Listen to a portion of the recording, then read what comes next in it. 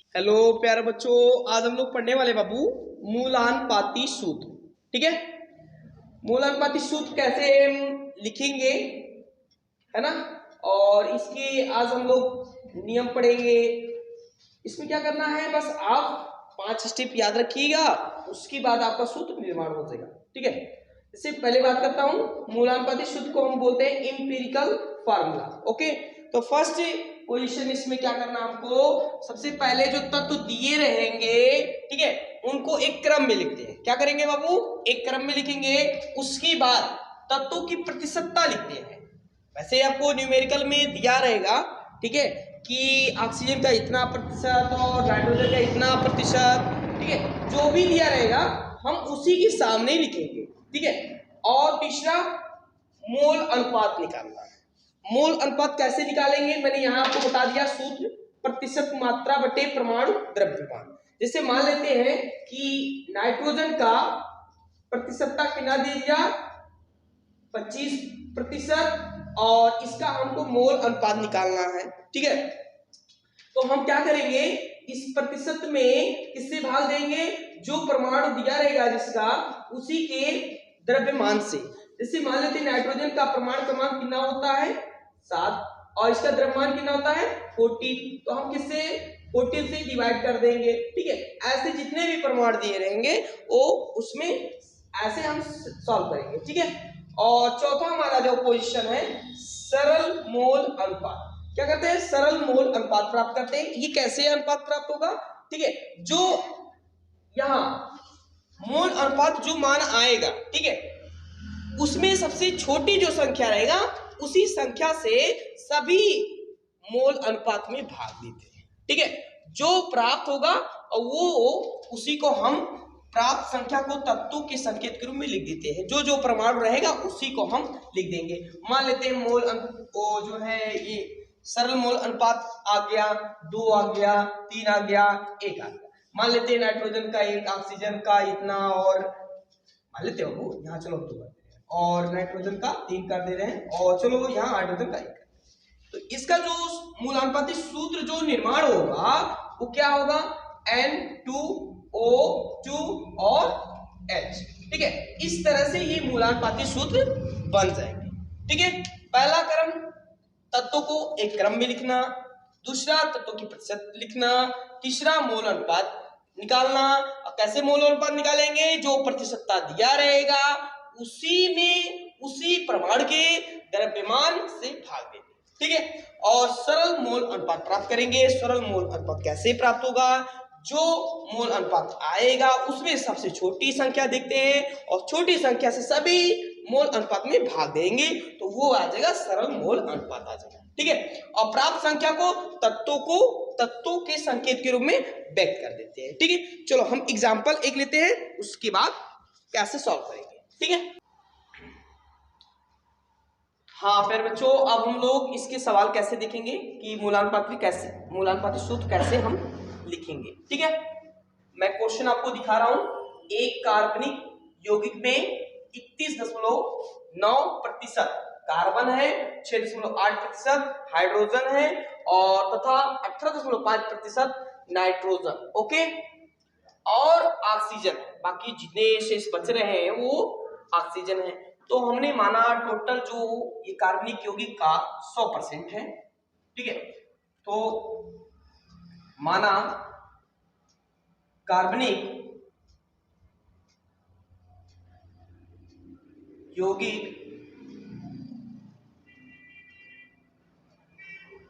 कुल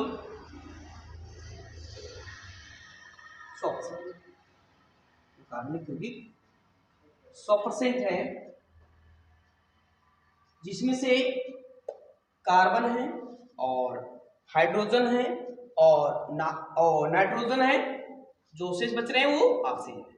तो हम बात करते हैं बाबू कि ऑक्सीजन की प्रतिशत मात्रा कितनी है, तो हम क्या करेंगे, माइनस कर देंगे। ठीक है, चलो टोटल हम जोड़ते हैं, तो ये हो जाएगा पहला carbon C plus hydrogen % plus nitrogen % और प्लस बाकी जो बच रहा बाबू उसको यहां लिखा शेष कितने ऑक्सीजन, यहां मैं लिख दे रहा हूं और शेष यहां और शेष ऑक्सीजन है। ठीक है, तो मैंने ऑक्सीजन यहां लिख दिया और टोटल कितना हो जाएगा 100%।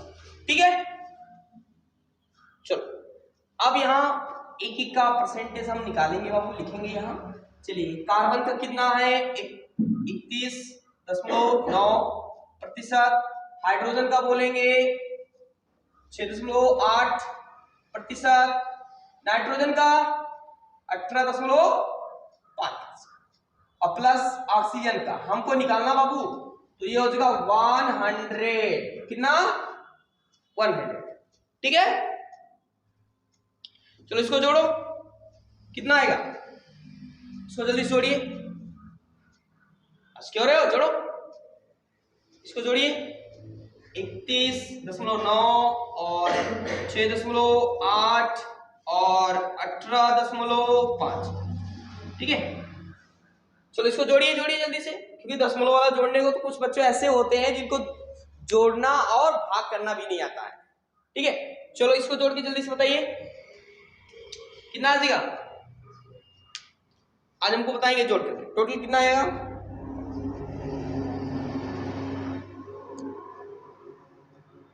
कितना आया, इतना टाइम लगा रहे हो जोड़ने में, बताइए। चलो हम जोड़ दें, चलो 8 और 9 17 हो जाएगा, 17 5 22, 22 का 2 हो जाएगा, कैरी कितना हुआ 2। अब इसको जोड़िए 8 6 14, 14 1 15, 15 2 17, 17 का 7, हासिल 1, 3 और 1 4, 4 1 5। ठीक है, अब यहां दशमलव लगा देंगे। ठीक है, इन सबको जोड़ने के बाद क्या आया 57.2% और ऑक्सीजन को प्रतिशत हमको निकालना है। अब हम क्या करेंगे बाबू, उसको उधर ले चलेंगे, माइनस हो जाएगा, तो ऑक्सीजन का जो परसेंटेज यहां आएगा वो 100% माइनस 57.2%। चलिए माइनस करिए, कितना आएगा 100 में से आपको माइनस करना कितना आएगा, जल्दी से हमको कैलकुलेट करके बताइए।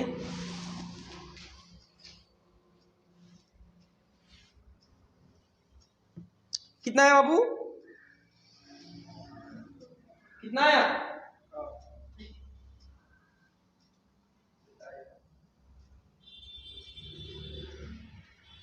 तो ये माइनस करने में इतना टाइम लगाते हो, कितना कितना 42.8, अच्छा 42% चलो ठीक है, सही है अब ना। चलो अब ये ऑक्सीजन कितना आया 42.8% है। अच्छा चेक कर लेते हैं, इसमें से माइनस करेंगे 8 आ जाएगा और 9 2 और यहाँ 9 9 5। ठीक है, चलो अब ये ऑक्सीजन की प्रतिशतता निकल गया। इसके बाद हम आपको नियम बताए थे कि सबसे पहले आप क्या करेंगे, दिए गए तत्वों को एक क्रम में लिखेंगे, उसके बाद उनकी प्रतिशतता उसी के जस्ट सामने लिखेंगे, उसके बाद मोल अनुपात निकालेंगे, उसके बाद सरल मोल अनुपात निकालेंगे, उसके बाद आप जो अणु मिलेंगे हमको परमाणु के, उसी आप सूत्र के रूप में आप व्यक्त कर देंगे। ठीक है, चलो सबसे पहले हम बात करने वाले हैं बाबू तत्व, यहां क्या लिख लेंगे तत्व, उसके बाद तत्वों की प्रतिशतता, प्रतिशत, ओके, सत्ता भी लिख सकते हैं, तत्वों की प्रतिशतता, और उसके बाद मोल अनुपात, उसके बाद सरल मोल अनुपात करेंगे, मोल अनुपात। उसके बाद जो अंत में आएंगे और उन्हीं संख्या को हम क्या करेंगे, वो जो भी परमाणु रहेंगे उसमें उपस्थित रहेंगे उनको हम अणु के रूप में व्यक्त कर देंगे। ठीक है, चलो अब यहां हम देख रहे हैं कि इसमें पहला जो तत्व आया वो कौन सा है, कार्बन। कार्बन को हम किससे लिखते हैं, सी से। चलो ये हाइड्रोजन है H और नाइट्रोजन चलिए N, उसके बाद शेष लला ऑक्सीजन। ठीक है,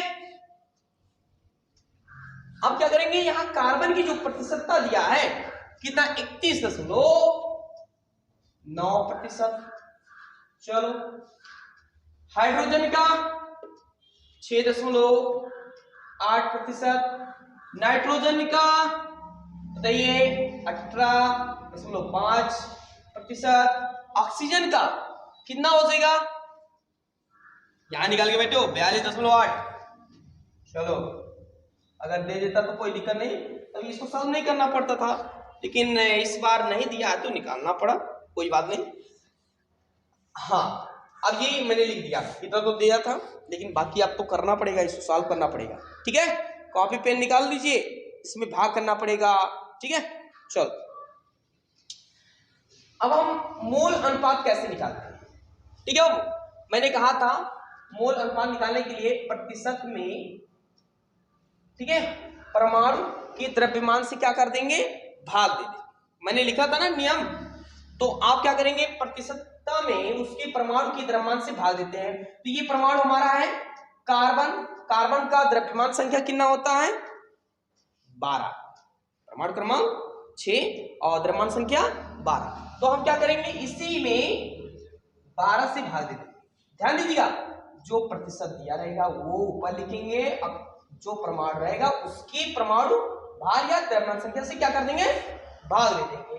ठीक है, चलो अब यहाँ 31.9% है बाबू, इसमें द्रव्यमान संख्या से भाग देंगे। कार्बन का द्रव्यमान संख्या कितना होता है 12। चलिए 31.9 में 12 से भाग देंगे, कितना आएगा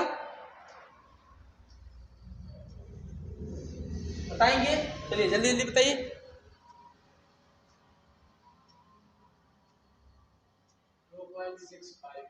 2.65। चलिए 2.65 आ रहा है इनका आंसर, हम चेक कर लेते हैं। 31.9 में हम डिवाइड करेंगे तो 12 गुना 24 हो जाएगा और यहाँ 11 7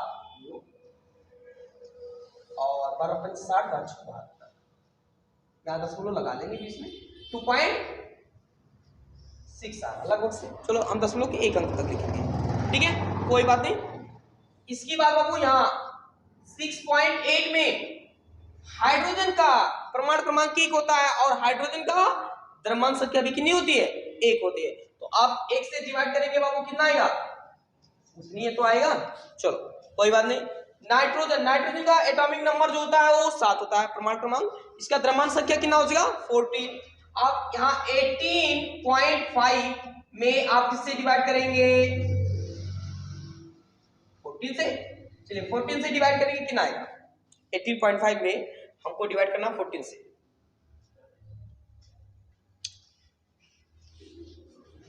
जल्दी से कीजिए, जल्दी से, टाइम नहीं है हमारे पास।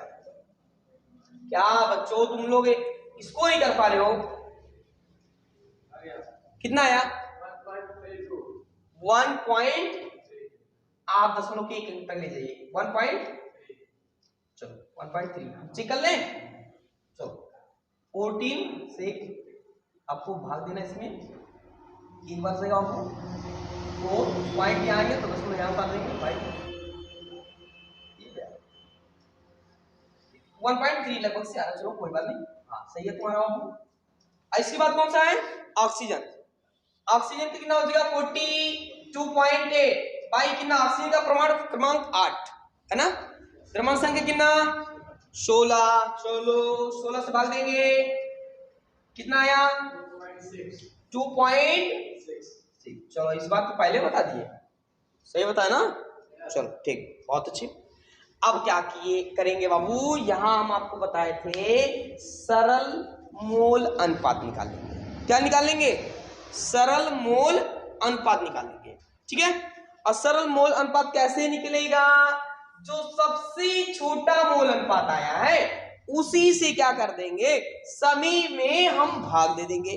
चलो सभी में भाग देने का मतलब ये छोटा है हमारा, सबसे छोटका ये है ना, छोटका ये ना बाबू, तो चलो छोटके को पकड़ लिए और छोटके से सब में भाग दे देंगे, तो हमारा क्या निकल जाएगा, सरल मोल अनुपात निकल जाएगा। क्या निकल जाएगा, सरल मोल अनुपात।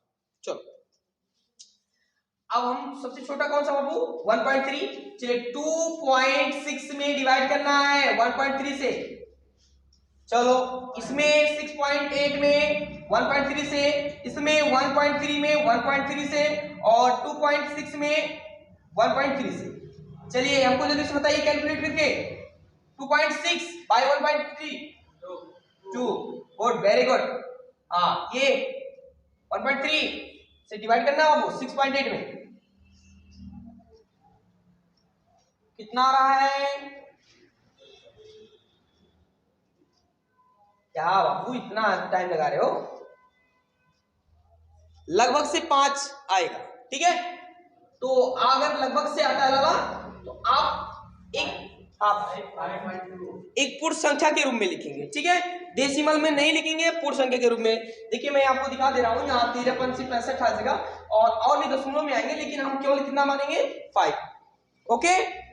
हाँ क्योंकि हमको अणु की संख्या के रूप में दर्शाना है, और ये डिवाइड हो जाएगा टोटल 1, ये हो जाएगा 2, ओके।